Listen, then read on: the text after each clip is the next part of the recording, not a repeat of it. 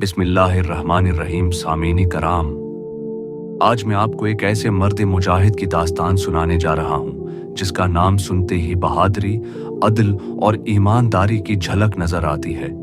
जी हाँ, मैं बात कर रहा हूँ इस्लाम के अजीम सिपहसालार सुल्तान सलाहुद्दीन अय्यूबी की, जिन्होंने बीतुल मुक़द्दस को सलीबियों से आज़ाद करवाया और तारीख में सुनहरी हरूफ से अपना नाम लिखवाया। सलाहुद्दीन अय्यूबी 1137 ईस्वी में इराक के शहर तकरीत में पैदा हुए। उनका असल नाम यूसुफ था, लेकिन तारीख उन्हें सलाहुद्दीन के नाम से याद करती है। ये एक कुरद घराने से ताल्लुक़ रखते थे। बचपन ही से नमाज, कुरान और जहाद की तरबियत मिली। उनके वालिद अय्यूब और चचा शेरकुआ भी बहादुर सिपाही थे और उन्हीं के ज़ेर असर सलाहुद्दीन में भी एक मुजाहिद की रूह परवान चढ़ी। सलाहुद्दीन अय्यूबी ने कम उम्र ही में अपनी बहादुरी के जौहर दिखाए। जब वो मिस्र गए तो वहां फातिमी सल्तनत के कमजोर हालात ने उन्हें मौका दिया कि वो क़ियादत करें। रिफ्ता रिफ्ता वो मिस्र के सुल्तान बने और फिर पूरे शाम और इराक में उनकी हुकूमत कायम हुई। लेकिन उनकी जिंदगी का असल मकसद कुछ और था, बैतुल मुक़द्दस की आज़ादी। बैतुल मुक़द्दस की कहानी सामईन, याद रहे कि 1099 ईस्वी में सलीबियों ने बैतुल मुक़द्दस पर कब्जा कर लिया था। तकरीबन 88 साल तक मुसलमानों का कब्ला अव्वल उनके कब्जे में रहा। उस दौरान उन्होंने लाखों मुसलमानों को शहीद किया। सलाहुद्दीन अय्यूबी के दिल में ये आग जलती रही कि वो इस मुक़द्दस सरजमीन को आज़ाद करवाएंगे।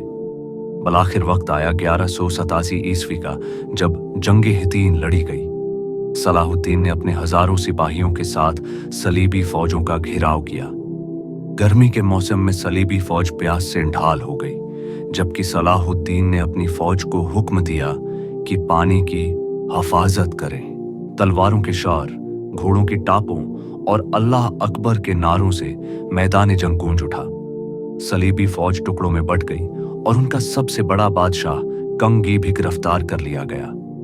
बैतुल मुक़द्दस की फतह जंगे हुतीन के बाद बैतुल मुक़द्दस मुसलमानों के लिए करीब हो गया।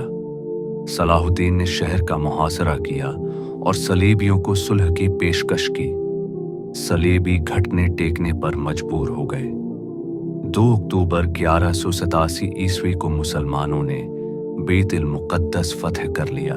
ये वो लम्हा था जिसे देखकर पूरी इम्मत मुसलमान खुशी से झूम उठी। लेकिन सामीन, सबसे बड़ी बात यह थी कि जब बैतुल मुक़द्दस मुसलमानों के कब्जे में आया, सलाहुद्दीन ने किसी बेगुनाह को कत्ल न किया। उन्होंने औरतों, बच्चों और यहां तक कि शिकस्त खुर्दा सलीबी सिपाहियों को भी अमन दिया।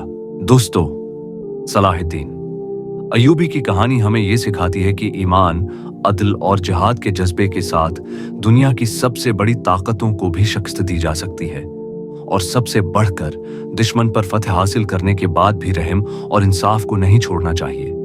ये थी सलाहुद्दीन अय्यूबी की अजीम दास्तान। अगर आपको ये कहानी पसंद आई हो तो चैनल को सब्सक्राइब करें और वीडियो को दूसरों के साथ लाजमी शेयर करें, ताकि ये सुनहरी सबक हर दिल तक पहुंच सके।